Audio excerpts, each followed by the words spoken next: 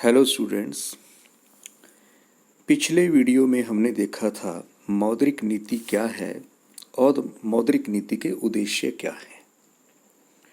इस वीडियो में हम देखेंगे इंस्ट्रूमेंट्स ऑफ मॉनेटरी पॉलिसी, यानी मौद्रिक नीति के उपकरण क्या है, किस प्रकार से मौद्रिक नीति काम करती है, किन उपायों के जरिए आरबीआई मौद्रिक नीति के तहत अर्थव्यवस्था के विभिन्न स्तरों को नियंत्रित करता है, कीमत स्तर को नियंत्रित करता है, महंगाई को कैसे नियंत्रित करना है।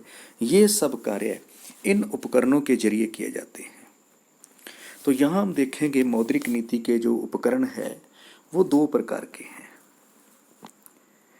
पहला है क्वांटिटेटिव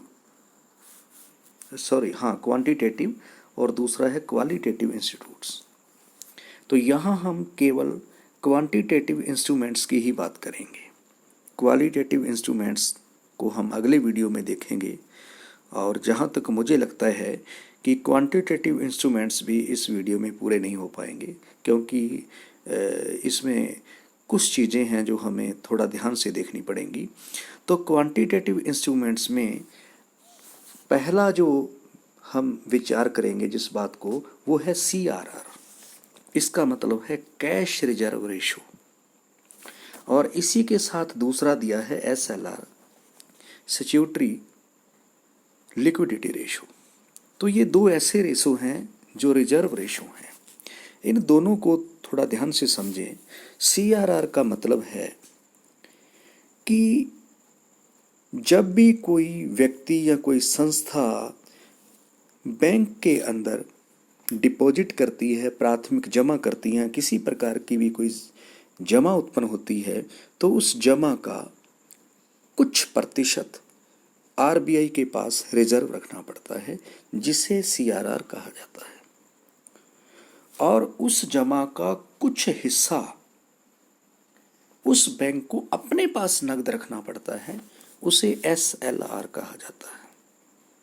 तो ध्यान दीजिए, CRR का मतलब है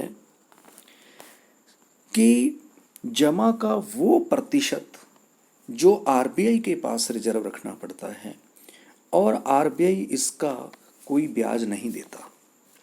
दूसरा SLR है, वो जमा का वो हिस्सा है जो बैंक अपने पास नकद रूप में रखता है।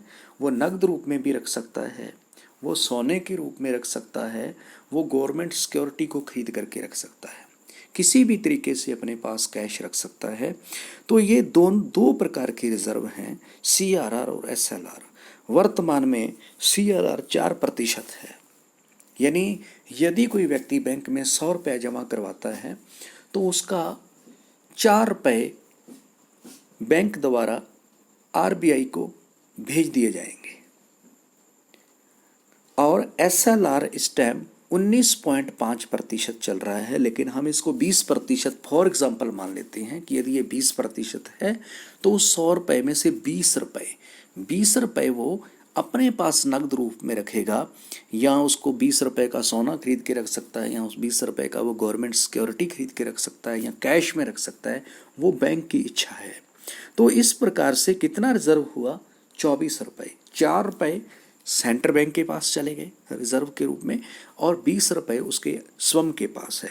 तो ये उसका टोटल रिजर्व है 24 रुपये। अब बचा कितना? 76 रुपये। 100 रुपये के पीछे जो 76 रुपये बचे हैं, वो ही वो किसी दूसरे व्यक्ति को लोन देता है।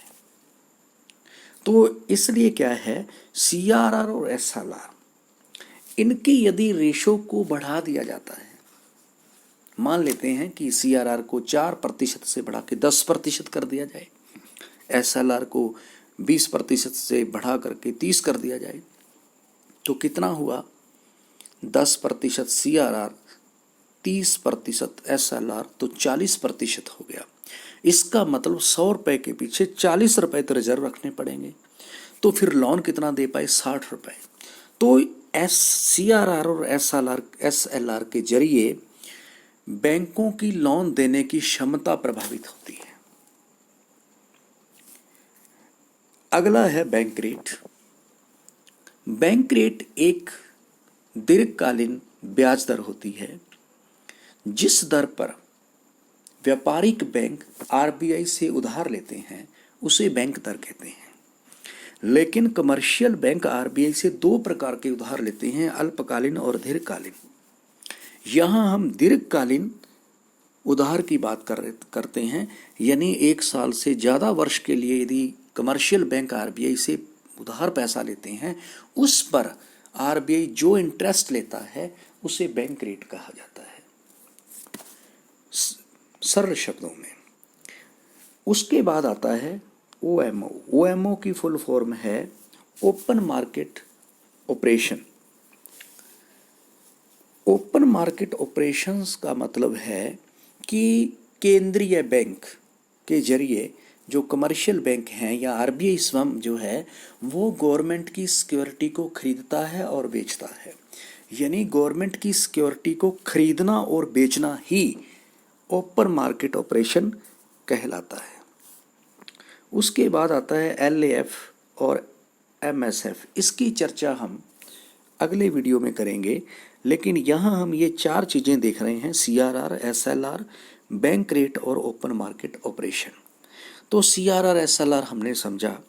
बैंक रेट का मतलब है, अभी हमने देखा कि व्यापारिक बैंक जिस दर पर आरबीआई से दीर्घकालीन लोन लेते हैं उस दर को बैंक रेट कहते हैं।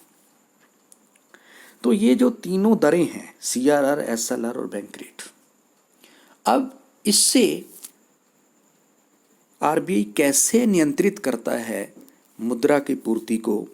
तो देखिए, यदि अर्थव्यवस्था में महंगाई की स्थिति है, मुद्रास्फीति बढ़ी हुई है, तेजी का दौर है, कीमतें बहुत स्पीड से बढ़ रही हैं, तो ऐसी स्थिति में आरबीआई सीआरआर, एसएलआर और बैंक रेट को बढ़ा सकता है। हालांकि बैंक रेट एक दीर्घकालीन स्थिति है, इस अल्पकाल में इतना प्रभाव नहीं होता, बैंक रेट में कोई चेंजेस नहीं किया जाता। लेकिन हम बेसिकली सीखने के उद्देश्य से समझें तो इन तीनों को यदि बढ़ा दिया जाए तो क्या इफेक्ट पड़ेगा। सीआरआर और एसएलआर को बढ़ाने से बैंक के पास जो पैसा आता है जमा के रूप में, उसका लोन देने के लिए क्षमता कम बचेगी। बैंक को रिजर्व ज़्यादा रखना पड़ेगा, तो उसके लोन देने की क्षमता कम हो जाएगी। जब लोन देने की क्षमता कम हो जाएगी तो वो कम पैसा उधार दे पाएगा। जब कम पैसा उधार दे पाएगा तो लोगों के पास पैसा कम पहुंचेगा, लोग कम खर्च करेंगे, तो एक तरह से एग्रीगेट डिमांड है वो कम हो जाएगी। तो मांग जब कम हो जाएगी तो कीमतें अपने आप क्या हो जाएंगी, कंट्रोल हो जाएगी। ऐसा ही बैंक रेट को यदि बढ़ा देंगे तो भी लोन महंगे हो जाएंगे। लोन महंगे होंगे तो लोग लोन कम खरीद लेंगे, लोन कम लेंगे तो लोगों के पास पैसा बैंक से कम जाएगा, बैंक का प्रवाह, बैंक से लोगों की तरफ पैसे का प्रवाह कम हो जाएगा, तो उससे पैसे का प्रवाह रुकेगा। यानी सीधी सी बात है, जब महंगाई की स्थिति होती है तो बैंक से लोगों की तरफ पैसे के प्रवाह को, मुद्रा के प्रवाह को रोका जाता है। और जब मंदी की स्थिति होती है, कीमतें बहुत गिर जाती हैं, उत्पादन, बेरोजगारी की स्थिति आ जाती है, उत्पादन कम हो जाता है, तो उस समय जो है मुद्रा के प्रवाह को बढ़ाया जाता है। तो ये तो इन्फ्लेशन के समय इसको महंगी साख नीति कहते हैं। और यदि क्या है कि मंदी है तो क्या करना होगा, सीआरआर को कम करना पड़ेगा, एसएलआर को कम करना पड़ेगा, बैंक रेट को कम करना पड़ेगा, ताकि लोगों के पास पैसा ज़्यादा जाए, लोग ज़्यादा लोन की मांग करें। तो इस प्रकार से हम इन तीनों दरों को महंगाई में कम करते हैं। और जब मंदी की स्थिति में है, महंगाई में तो बढ़ाया जाता है, और मंदी की स्थिति में या कीमतें जब गिर जाती हैं तो एसएलआर, सीआरआर और बैंक रेट, इन सबको कम किया जाएगा। तभी सस्ती साख नीति के जरिए ज़्यादा लोन दिया जाएगा और लोगों में पैसे का प्रवाह बढ़ेगा, तो उससे अपने आप जो है मांग बढ़ेगी और तेजी की स्थिति उत्पन्न हो सकती है।